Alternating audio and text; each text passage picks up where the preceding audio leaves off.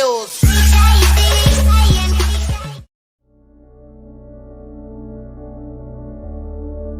The easiest thing I've done was to get out from under the labels and to live the life that I live. The most difficult thing I've ever done was to believe that I can do it. We want to live a life that will outlive us, the work that you're doing. There are people that you will never meet, whose lives that you've transformed, that you're living a life that will outlive you. Oliver Wendell Holmes said that once a man or woman's mind has been expanded with an idea, concept, or experience, it can never be satisfied to going back to where it was. And so their lives will be transformed and they will become a pencil, as Mother Teresa would say, in the hand of God and start writing a new chapter with their lives. So how do people get hungry? You get hungry by finding something that's you. I believe that all of us are born unique, but most of us die copies. You got to find out what is it that turns you on, what resonates with you. This is my passion. This is my drive. This is something that I feel in my heart. The key to that hunger-driven life is a heart-centered life. I didn't do what I'm doing for years because of my programming, because of the culture in which I was raised in. I would see other people with degrees and PhDs and MBAs and credentials I don't have, and I convinced myself I couldn't do it. I mean, not only someone's opinion of you does not have to determine your reality, that you have to work on yourself and you have to have an unstoppable attitude, and no excuse is acceptable, and you've got to make it a priority, a non-negotiable in your life, and hold a constant vision of what it is you want to achieve. See it accomplished and go all out. Find a way to win in spite of the setbacks, in spite of the disappointments, in spite of your failures. I tell people, you will fail your way to success. I have a saying, as life knocks you down, try and land on your back, because if you can look up, you can get up.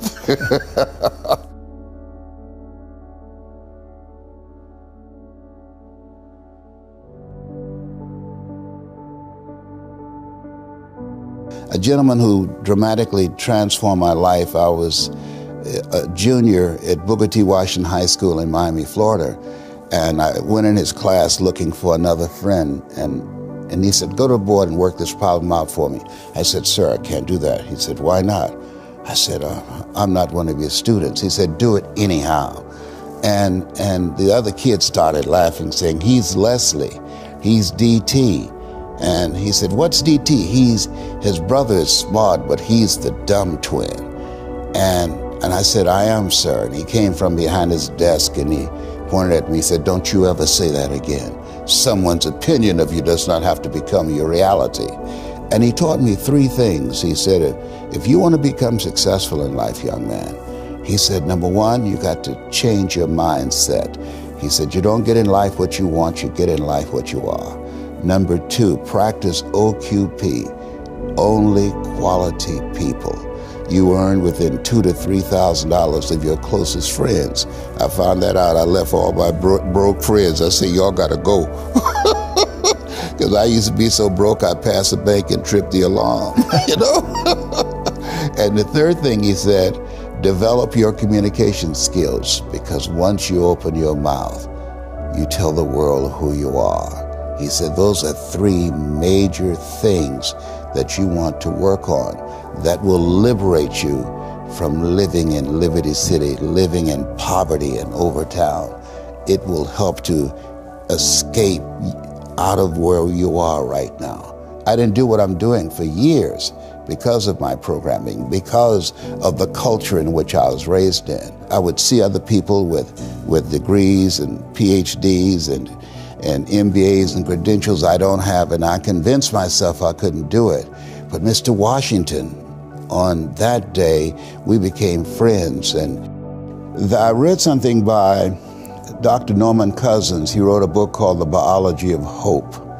And he talked about the fact that when something happens to you, you don't deny it, you defy it. And I was defiant that I'm going to beat this, I'm going to handle this. That there are people who many times when something happens to them, that they embrace it from a place of fear and it takes them out. And L.C. Robinson said, things may happen to you and things may happen around you, but the most important things are the things that happen in you. And you have to stand up inside yourself and deal with it and handle it. Those experiences of going after goals that's beyond your comfort zone and having relationships that will challenge you and surrounding yourself with coaches and mentors who can take you to a place within yourself that you can't go by yourself because you can't read the label when you're locked in the box.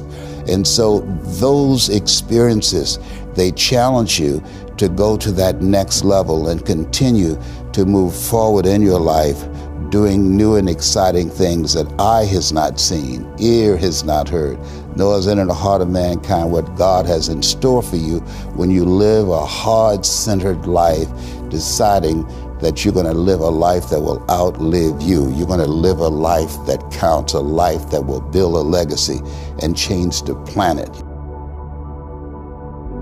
Ask yourself the question, who should I count on and who should I count out?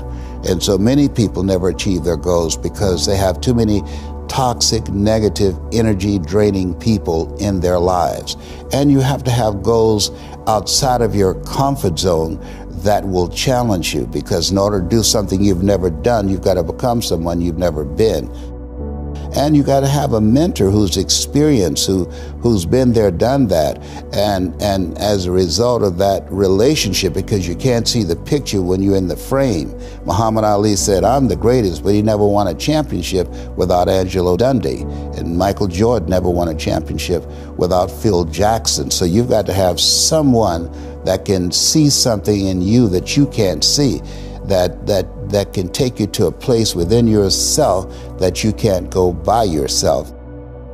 Between ages 0 and 5, we determine what's available to us and what's not available to us.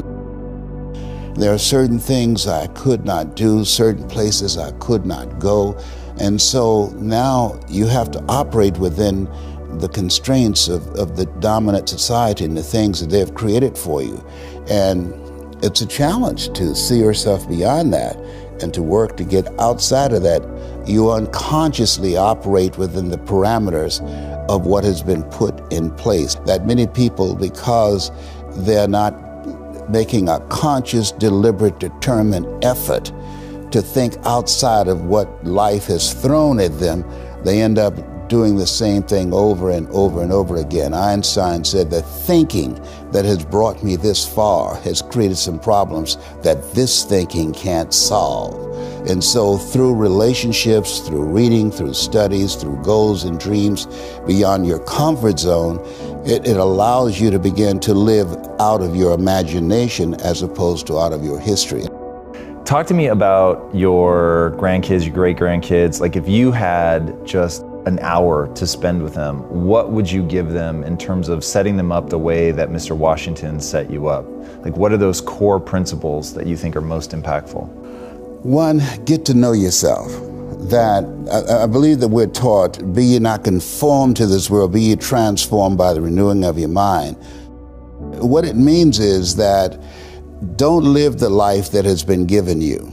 By the culture, by your parents. By their circumstances, by the people that's around you. That Sidney Poitier wrote a book called The Measure of a Man. And he said, when you go for a walk with someone, something happens without being spoken. He said, either you adjust to their pace or they adjust to your pace. Whose pace have you adjusted to?